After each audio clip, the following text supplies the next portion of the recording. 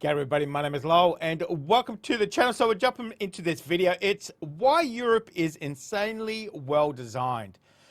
I'd say it's probably because it's had a much longer time. All right, let's jump in. Let's have a look at this one, shall we? Mass transit railway system across 33 countries. The yellow lines indicate the presence of a train line, and as you can see, it's very dense. There are hardly any spaces where there isn't any coverage for railways. Now, like I said, you know, Europe's been around for a long time. It's had a long time to kind of plan where it's going to put the railways and everything. if we compare this to a map of railroad tracks in the US, it's a different story. While parts of the US have some good mass transit, there are large areas of the country which isn't covered by Amtrak, the nation's largest passenger railroad service. Yeah, I mean, Australia's the same. We have even less than that, you know, crazy transport over here. But I guess it goes where the population is too, you know. What's the call for transport out there? Who knows, you know, and you've got to look, you know, Europe, as I said, 33 different countries. Every country has their own little, you know, transport department, transport hub, you know, which is obviously going to connect to other people. You know, America is one place.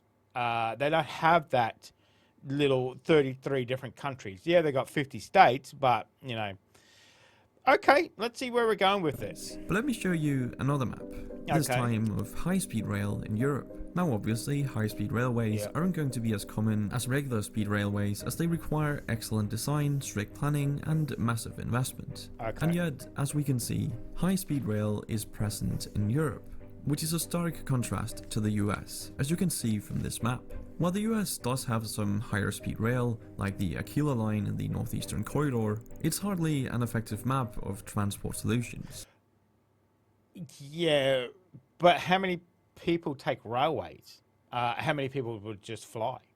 You know, how many airlines do they have in America that were able to do little hops? You know, I think we've got 2, maybe 3 airlines in Australia, which we do not do a lot of hopping. I know airlines domestically can be pretty expensive as well. Amtrak might be a lot cheaper. Okay, let's keep continue. And the Aquila line isn't really that fast either. It can reach about 150 miles per hour, but averages less than 70. This is not the case for Europe's insanely well-designed railroad system. And you have to remember that Europe's system accomplishes this while spanning 33 different nations in a very diverse continent. And I know what you're probably thinking. This is just because Europe is smaller than the United States, which simply... No, you have 33 different countries paying for it too.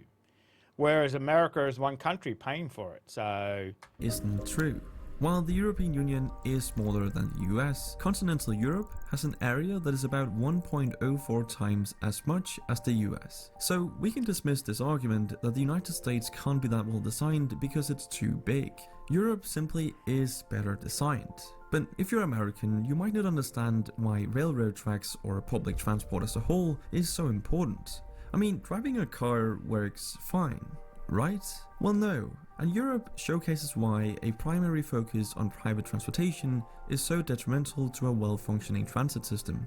Look at these maps. They show the US road network versus the EU's. And as you can see, the EU's road network is not nearly as impressive as the US's. And yet, when you look at some of the most congested cities in the world, European countries don't feature particularly prominently in the global rankings. This is pretty shocking information because you'd assume that the country with a more expansive road network has a lot less congestion, especially considering the United States has devoted lots of time and money to their highways. So how come Europe is less congested when they have fewer roads? Well, it all comes down to disincentivizing the use of cars and, most importantly, making an attractive alternative. Europe does this by having both private and public transportation infrastructure, which technically the US has as well, it's just a lot worse. But on top of this, Europe makes it pretty expensive to buy, own and use a car. This is achieved by having high taxes on vehicles and gasoline. In fact, here's a map of worldwide gasoline prices. As you can see, European nations are in the top rankings, while the US lies at the bottom, charging very little. But let me be very clear, it's only a good idea to make it expensive to drive a car if you have an attractive alternative, which America doesn't, but Europe does. I mean, obviously this wouldn't work in the US with its current transportation infrastructure, but in Europe, this is a great strategy because you make the roads less congested for those who actually need them and give everyone else an affordable and efficient alternative, being Europe's amazing public transport like the trains on the railways. This is arguably the better strategy because even though the vast majority of Americans have access to vehicles at around 91% and gas is comparatively cheap, it still leaves 9% who don't have access to vehicles. What are these people who can't afford a car supposed to do? I mean, sometimes public transport isn't even an option or is simply too expensive for many. So you've now actively excluded those who aren't exactly the most well off from society. To make matters worse, some US cities actually got rid of their public transport to make room for more cars. I'm not joking. American street I know Australia, in Brisbane, we got rid of our trams to make room for cars. Because our cities are so far and few in between, to drive to the next town takes, however long. But I understand what he's saying about, affordable transport and stuff. I lived in Scotland for 10 years, I'm actually from Scotland originally, but going back there and living there, it was not cheap. It was not cheap. They had a lot of buses, a lot of trains. Yes, transport was very good, much better than here. Obviously, I haven't been to America to do public transport, but when I was there, it wasn't as cheap. Maybe mainland Europe is much cheaper, but the UK, I didn't seem it wasn't as cheap as he's trying to make out. It worked out much cheaper to run a car when I lived over there. But okay. I guess, as I said, I've never lived in mainland Europe, so it may be completely different. But from my experience, it wasn't quite as cheap as he's making out as, that's for sure. Streetcars like trams were actually removed to make way for bigger roads. Absolutely insane. Compare that to Oslo, Berlin and Madrid, where discussions are underway to restrict or even exclude most cars from the city centre. And let's not forget that when you have cars, you also need somewhere. Yeah, but it's very hard to compare Europe and America. They're saying, oh, Europe is so well designed, but Europe is so small as well. Overall, it might be roughly the same size, but don't forget you've got how many countries, and those countries only have a small amount of space. The roads are definitely much smaller than they are in America, and as well compared to here in Australia too. So it's kind of a rough comparison. I don't know if it's fair, maybe. I'm not too sure. But it's hard to compare the road structure and organisation of 33 countries all working together, so it seems, compared to one country paying for everything. Okay. Where to park them. And this is where things start to become rather ridiculous. You see, the United States has 2 billion parking spaces for 250 million cars. That's 8 parking spaces per vehicle. In Europe, it's pretty much... Yeah, but don't forget there's work vehicles and everything else as well. Is that just domestic cars? Is that commercial cars?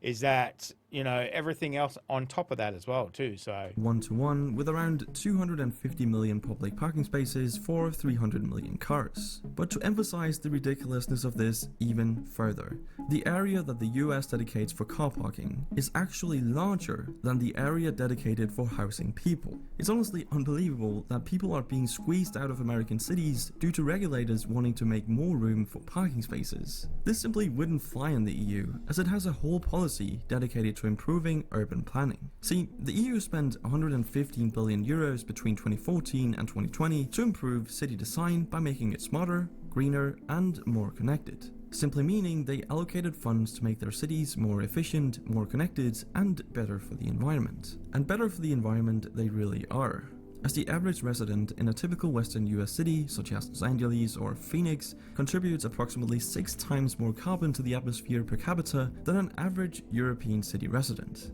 This is purely the result of not having effective transport solutions, which saves resources and allows people to move about efficiently. And exactly that, moving about efficiently, is something most of Europe's citizens are able to do as a result of the European Union.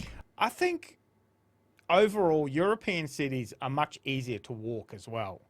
Um, if American cities are anything like here in Australia, they're very hard to walk. Everything is spread out. I think European cities are much easier to walk in. That's for sure. You don't really need a car because everything is kind of within that center space.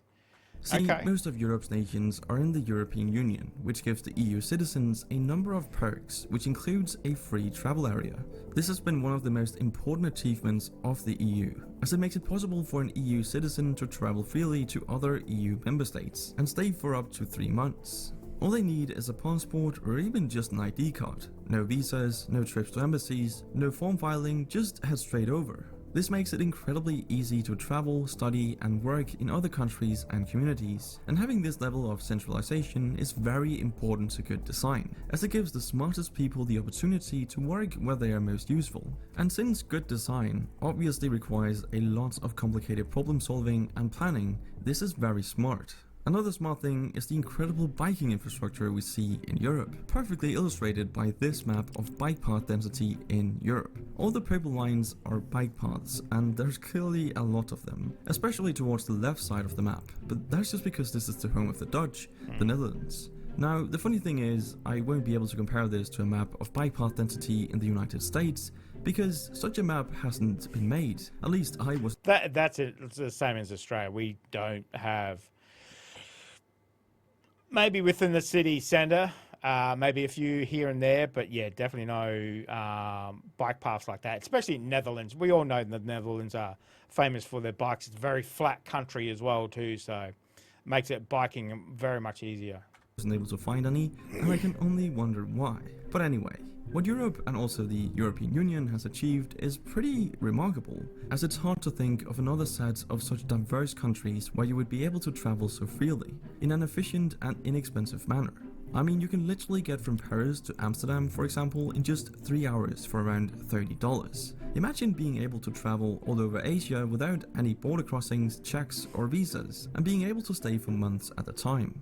That would be truly amazing. And let's not forget that European design has always been distinctive and very successful. In fact, the continent's history of design and interconnectedness serves as a model for the rest of the world. But even though Europe and the EU are pretty great and have amazing infrastructure, they obviously aren't perfect. And I'd love to hear some of the reasons it might not be, so leave a comment down below if you have some thoughts on this. But that's it for this video. Thank you for watching, and I'll see you in the next one.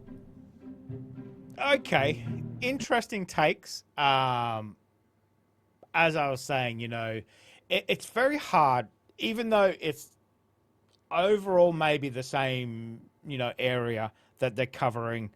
As I said, you've got 33 or however many countries in the EU all working together, all having separate budgets, all having, different infrastructures, etc. Whereas you've got America that's got one budget, there, 350 million people already. It's slightly different area. Europe is much older. The streets are already kind of pre-planned already. The cities are definitely more walkable than, just for example, for Australian. I think American cities are very similar to Australian cities, layout wise, whereas our cities are kind of more spread out, definitely not as walkable as Europe as well too. So, and I think I know even compared to America, Australia's got less cities. So anything in between, we need a car. We need the car here to get anywhere because it is so few and far between.